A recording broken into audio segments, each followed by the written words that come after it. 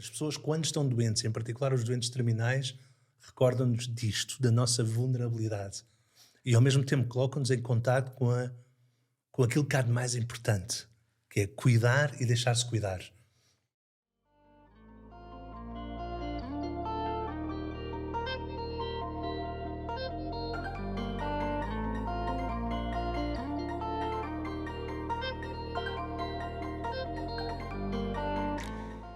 Olá a todos, bem-vindos ao podcast da Praça de Pedro. Hoje vamos falar da intenção mensal de oração do Papa para o mês de fevereiro, a qual o Papa já apresentou. O Papa pede que rezemos para que os doentes em fase terminal das suas vidas e as suas famílias recebam os cuidados e acompanhamento necessários, tanto médicos como humanos. Em estúdio temos os habituais comentadores, Padre António Santana, que é o diretor da Rede Mundial de Oração do Papa. Olá. E o Padre Nelson, que é o seu adjunto. Bem, vamos começar aqui com a primeira pergunta para o Padre António. Bem, nós não somos profissionais de saúde. O que é que o Papa deseja com esta intenção? Sim, pronto. Então acho que é importante começarmos por aqui.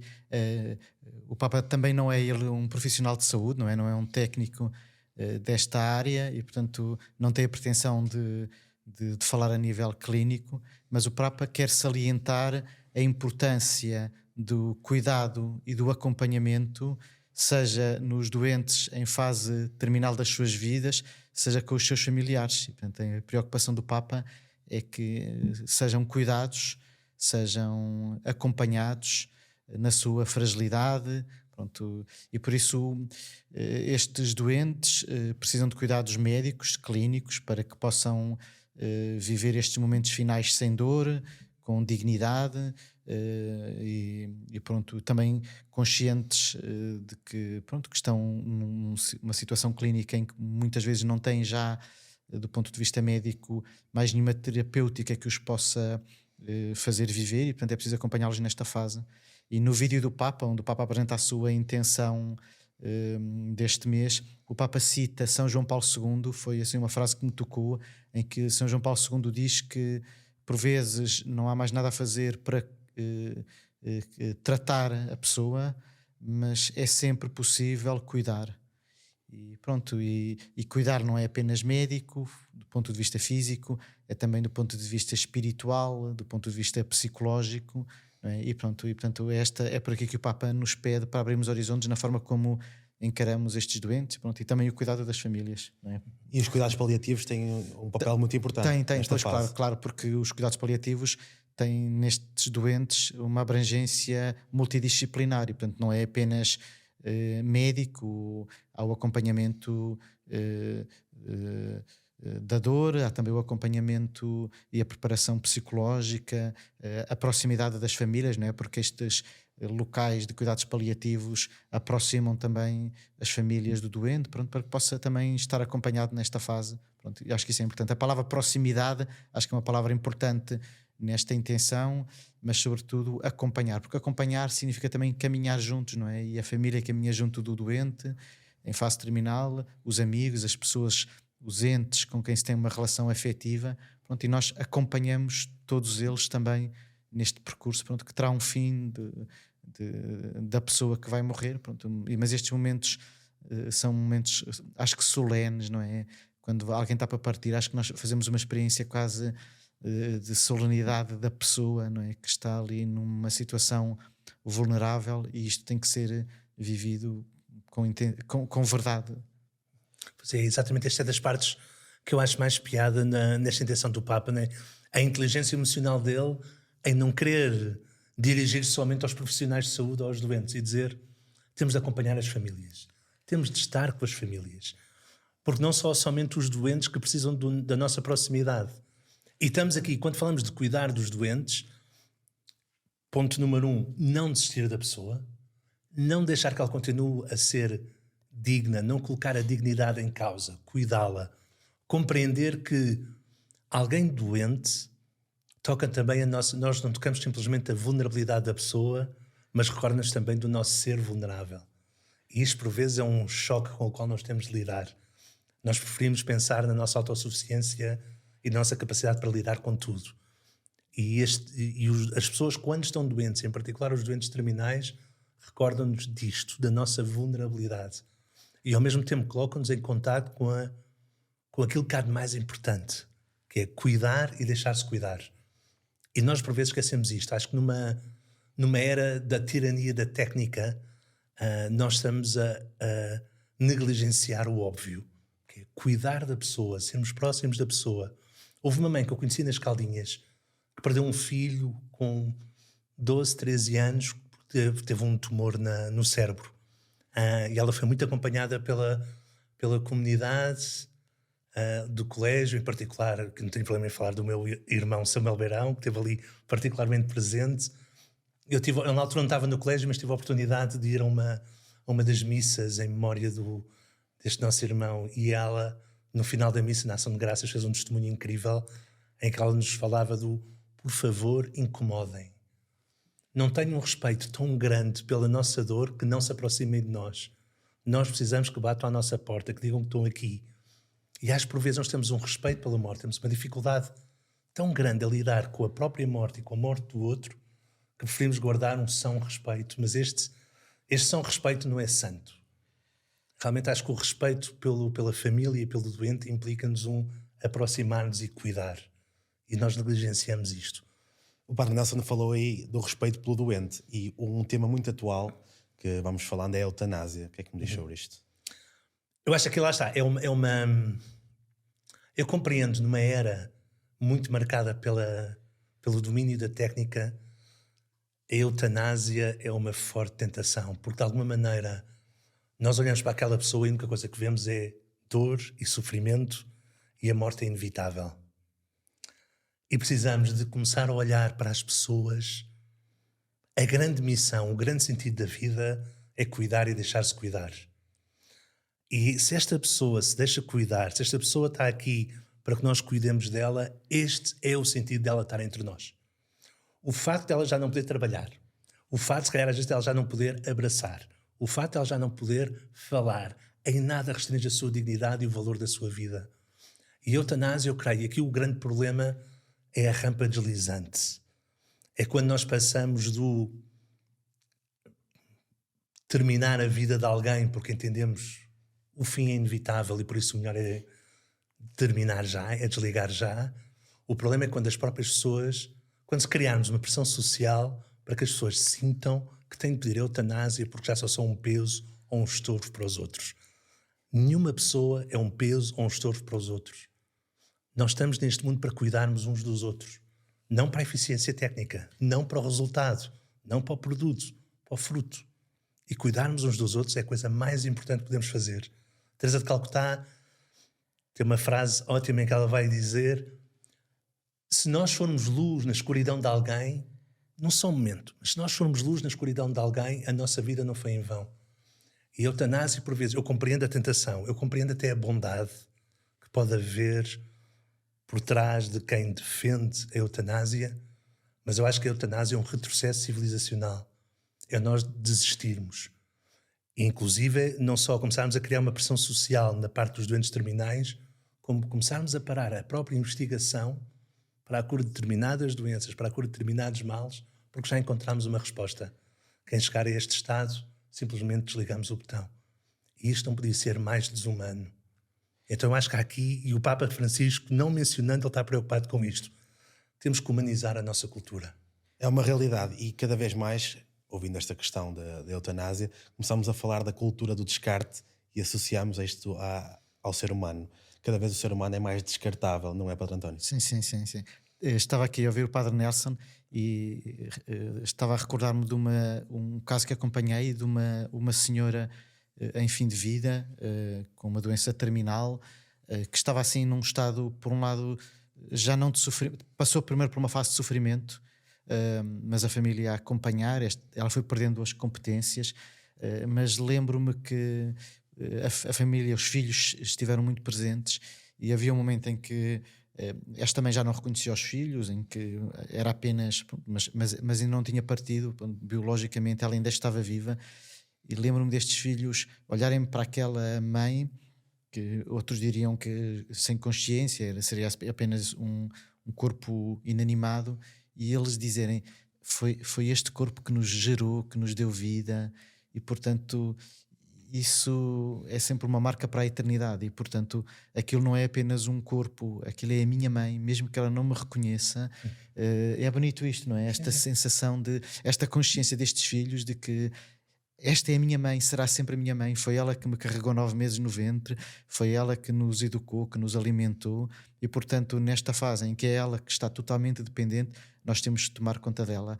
E penso que a sociedade, hoje, o Papa, quando fala da sociedade de descarte, em todos os níveis, não é? Hoje pensa-se muito na eficiência, enquanto a pessoa é útil, tem valor, quando deixa de ser útil, pronto, já não vale a pena continuar a viver, ou pronto, a eutanásia resolve aqui um problema. Isso é que é o grave problema, que é, as pessoas não são tupperwares.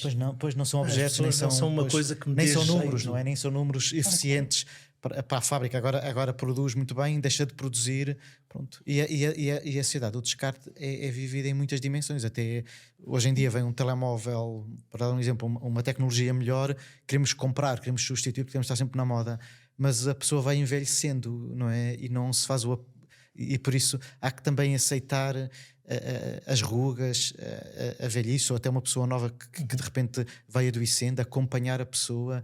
Isso faz parte da condição do ser humano, e nós gostávamos de fazer um refresh a nós próprios, como se fôssemos eternamente jovens, bonitos, e o facto de não vivermos o processo da velhice e da debilidade que faz parte da idade, pronto, faz com que, pronto, esta pessoa não tem valor, elimina essa pessoa ou ajuda essa pessoa a eliminar, em vez de amar a pessoa naquela condição, pronto, que faz parte do ser humano.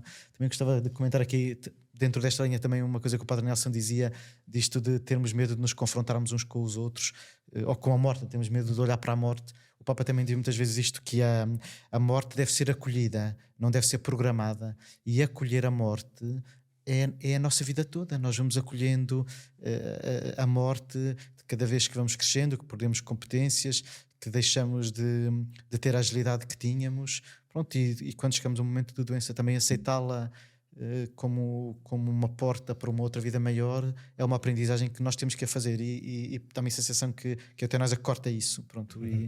E porque nós, a pessoa, sobretudo quando está numa fase já em que não tem consciência para decidir, porque o sofrimento e a solidão muitas vezes são ou geram respostas do desespero, e por isso nós decidimos pela pessoa, não é? A partir da nossa projeção, e há um espaço também de diálogo entre a própria pessoa e Deus, que é o seu percurso, e nós não podemos tocar nisso, e quando a pessoa estiver pronta para partir, ela própria partirá. Mas é exatamente isso, porque há uma tirania da eterna adolescência. E acho que nós nos apercebemos isto. Queremos ser adolescentes o máximo tempo possível. E há uma sabedoria espiritual dos medievais, que é o memento mori. Recorda que um dia vais partir. E isto não é um pensamento lúgubre ou sombrio, é aprender a lidar com a contingência da vida, com o facto de eu agora tenho muitas forças, mas um dia não vou ter. E quanto mais nós insistimos neste tipo de relações práticas, maior a desagregação familiar. Eu acho que uma boa parte da desagregação familiar que nós vemos hoje também é insistirmos em relações familiares que são práticas. Enquanto me dá jeito, estou aqui. Eu estou na casa dos meus pais porque é o que toca agora viver. E quando já posso ser autónomo, sou autónomo e corto. E vou-me embora. A ideia dos almoços em família, de reunirmos a família, de mesmo quando eu já tenho a minha própria família, voltar a ela e voltar a conviver com os meus pais e com os meus netos, conheço bem os avós. Toda esta envolvência familiar, da qual a morte deve fazer parte, é importante porque nos forma e nos prepara. Na minha família, eu acho que uma coisa com a qual eu só me apercebi quando entrei para o noviciado da companhia, que era, os funerais da minha família são muito estranhos. Eu tenho raízes transmontanas, bem do lado da minha mãe, e nos funerais da minha família há sempre a tradição de ter o caixão está no sítio normal, de estar no funeral, mas não só se vela o corpo durante um dia ou dois, como o caixão tem de estar aberto, e todos nós vamos dar um beijinho à avó, ao avô, ao tio, ou seja, ao corpo inanimado. Mesmo os bebés, lembro dos meus companheiros noviços ficarem escandalizados quando foram ao funeral da minha avó, de ver uma das minhas primas aproximar um bebê para dar um beijo na cabeça da minha avó Ana. E é curioso que realmente expressa um choque. mas ao mesmo tempo eu acho que isto é o que permite à minha família termos uma saudável relação com a morte. Ou seja, a morte de facto faz parte da vida, faz parte do nosso processo e temos de conviver bem com ela. Não é dizer que é boa ou que não custa ou que não dói, mas conviver bem com ela. O Rei Leão, se quisermos pensar de alguma maneira, com a música do O Ciclo Sem Fim, está a tentar também lidar-nos e ajudar-nos a lidar com isso. Sim, e não se está sequer a falar de um corte brutal com a eternidade, porque eles até metem o Mufasa, o pai do Simba, na eternidade, a comunicar com a realidade aqui palpável. Mas de facto está também a tentar ajudar-nos a lidar com isso. E nós hoje queremos esconder a morte. Temos vergonha da doença e temos de aprender a ser muito mais próximos e disponíveis para falar disto e para falar disto como algo não extraordinário, mas algo que faz parte e que temos de aprender a vivê-lo bem. É isso. Falando da experiência de morte, eu sei que o Padre António e o Padre Nelson vivem numa comunidade com enfermaria.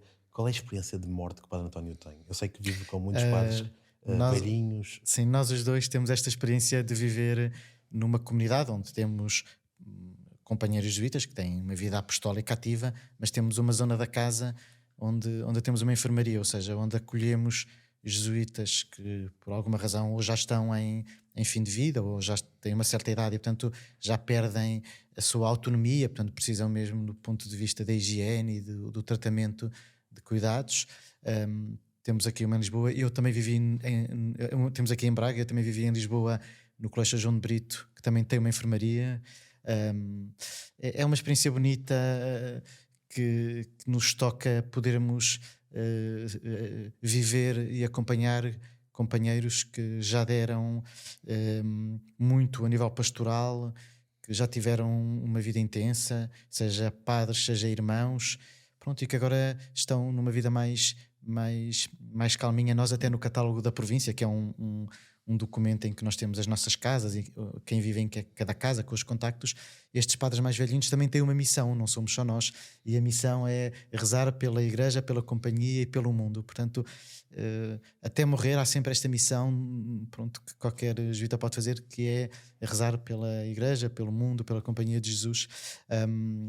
E pronto, e nós acompanhamos de facto estes velhinhos. Eu quando vivia em Lisboa, quando fui superior da comunidade do Colégio de São João de Brito, tocou-me acompanhar este tempo da pandemia e do Covid, em que na comunidade, num curto espaço de tempo, morreram 5 companheiros. Alguns já estavam também em fase terminal, mas a minha experiência foi sempre de solenidade. Cada vez que morria um companheiro, ali um momento de silêncio, de entrega, mas ao mesmo tempo também de respeito, pronto, mas de alegria por aquele companheiro. E o Padre Nelson estava a falar aqui destas memórias de família. Nisto acho que temos aqui alguma coisa comum, porque em casa dos meus pais também sempre tivemos muito respeito, mas os meus pais sempre nos procuraram também colocar em certa proximidade com a morte. Nós vivíamos em Coimbra, mas passávamos os fins de semana todos em Ponta da Barca. Éramos pequenos, quando íamos crescendo, ao domingo antes de regressarmos a Coimbra, era quase obrigatório, ou tornou-se até prática corrente, apanharmos umas flores no jardim lá de casa e irmos nós, os irmãos, ao cemitério, colocar as flores aos nossos avós, aos nossos antepassados, pronto, e estar ali em diálogo com eles. Pronto. É de facto uma experiência de ressurreição, e acho que quando falamos desta experiência de morte, também não podemos deixar de falar de que nós, pela fé, acreditamos que não morremos, não é? Que continuaremos vivos noutro estado, em comunhão na mesma uns com os outros, e portanto não nos aproximamos de um fim, aproximamos de uma passagem. E esta experiência em pequeninos era isso, não era só ir ao cemitério pôr as flores, era dialogar com eles e sentir que eles continuam a acompanhar-nos, pronto, em Deus, com Jesus. E nesta experiência da enfermaria, de acompanhar companheiros que morrem, é também isto mesmo, é entregá-los a Jesus, que foi quem os chamou a esta vocação. Pronto, e eles agora regressam ao Criador e regressam àquele que também foi a razão das suas vidas, e isto tem uma solenidade que é vivida e que não é explicada. Mas António, se me permite, e Padre Nelson, se me permitem, também tenho aqui a minha experiência Sim. relativamente à morte. Eu até pouco mais dos 10 anos posso dizer que tinha medo de falar sobre a morte, tinha medo de ouvir a palavra morte. E na realidade, tinha perto de 12, 13 anos, tive um funeral de um familiar próximo, e que eu não tinha a capacidade, não tinha o medo de ir à capela, de ver o caixão aberto, tinha medo da morte em si. E no dia do funeral, a minha avó dá-me a mão, perto da capela, dá-me a mão e diz-me: Pedro, anda comigo, porque na vida há um princípio e há um fim, por isso avança. E és muito novo, por isso aqui senti-me com mais motivação para avançar para a minha vida, porque comecei a pensar que um dia os meus familiares mais próximos também se vão. E a realidade é que comecei a ter outra visão sobre a morte a partir desse dia, ou melhor, foi um primeiro passo para vencer o meu medo da morte, e acho que hoje em dia já consigo falar disto abertamente.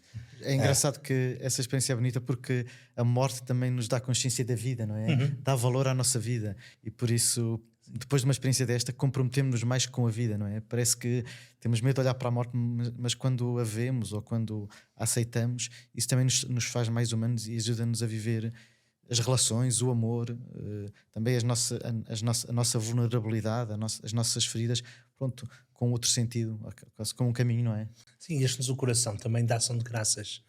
Ou seja, que bom eu poder estar aqui com esta pessoa, cuidar dela e recordar-me do bem que ela fez por mim, por nós. Isto acontece muito em particular com os jesuítas, que é o poder servir aqueles que andaram a semear para eu agora poder andar por aqui. Então, um grande sentimento de gratidão, de agradecimento. E depois também aprende-se muito a cuidar das pessoas mais débeis, sobre nós mesmos e sobre as pessoas que estão à nossa volta. Há um dos nossos irmãos aqui em casa, de vez em quando esquece que eu moro lá em casa. Eu moro há 3 anos lá, e de vez em quando ele vem por lá e vira-se para mim e pergunta-me: então, onde é que tu estás agora? E eu acho que no início eu ainda lhe disse 1 ou 2 vezes: eu agora moro cá. Mas a certa altura comecei a perceber: mas porquê é que é importante esta pessoa saber que eu agora estou a morar cá? Ou lembrar-se do meu nome? E comecei a mudar a minha atitude em relação a isto. Comecei a dar-lhe a resposta do: ando por aí. Ando por aí. Para onde é que andas agora? Eu: ando por aí, irmão. Às vezes aqui, outras vezes acolá, ando por aí. E isto também me ajudou a começar a olhar mais para as pessoas que estão à minha volta e dizer: não é importante que as pessoas saibam exatamente quem é que eu sou e o que é que eu ando a fazer. A grande necessidade que nós temos é cuidar e deixar-nos cuidar. E quando eu estou com estes meus irmãos, eles recordam-me disto continuamente. O mais importante não é se a pessoa é capaz ou não é capaz. Cuido ou não cuido. Então estes doentes terminais, não sendo uma situação boa, e não sendo uma situação boa nem para eles nem para a família, mas trazem-nos uma sabedoria de vida pelo contacto deles, que o que é realmente importante é cuidar. Ser próximo e cuidar. Garantir os meus cuidados médicos, sim, mas também sermos humanos. E isto para os profissionais de saúde é também uma exigência muito forte, porque nós lidamos com a morte de 1 ou 2 familiares, mas para os profissionais de saúde, eles por vezes têm de lidar com várias mortes na mesma semana. E é preciso também termos este tipo de cuidado com eles. E já agora, uma nota final e um agradecimento também aos profissionais de saúde que todos os dias lutam para cuidar de nós. Acho que é importante dar esta nota. Fundamental, fundamental. E é curioso ver como entre os profissionais de saúde, muitas vezes, é onde há mais resistência a questões como eutanásia. E nós não queremos ouvi-los. A Ordem dos Médicos, por exemplo, foi bastante claro. E o Conselho Deontológico, eles têm reservas éticas em relação à bondade da eutanásia.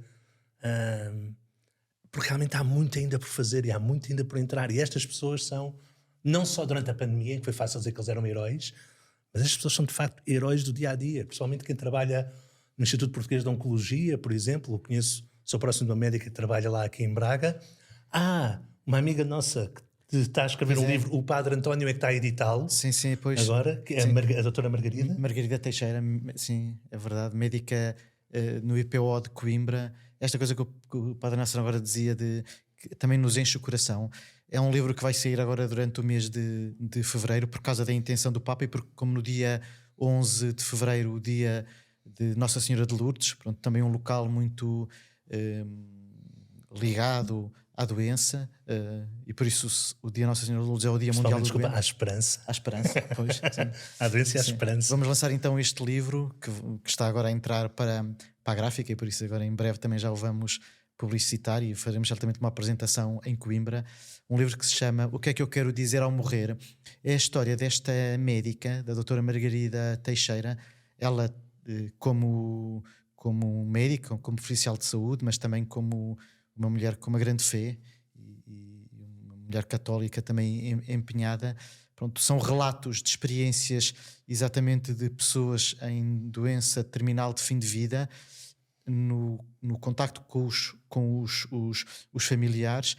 Como é que ela leu estas histórias a partir da sua própria experiência, e todas elas são histórias de encher o coração, são histórias de esperança, são histórias que comovem, algumas em que passam por períodos até de dor e de solidão, mas em que o encontro com o familiar desavindo, que gera uma situação de perdão, a paz quase que é o gatilho para a pessoa poder partir, um pai que acompanha um filho e em que a comunidade cristã se reúne para acompanhar este pai e esta mãe, mas de certa forma o filho que parte acaba por ser ele quase que aquele que acompanha os pais para ficarem. Pronto, são tudo histórias que comovem.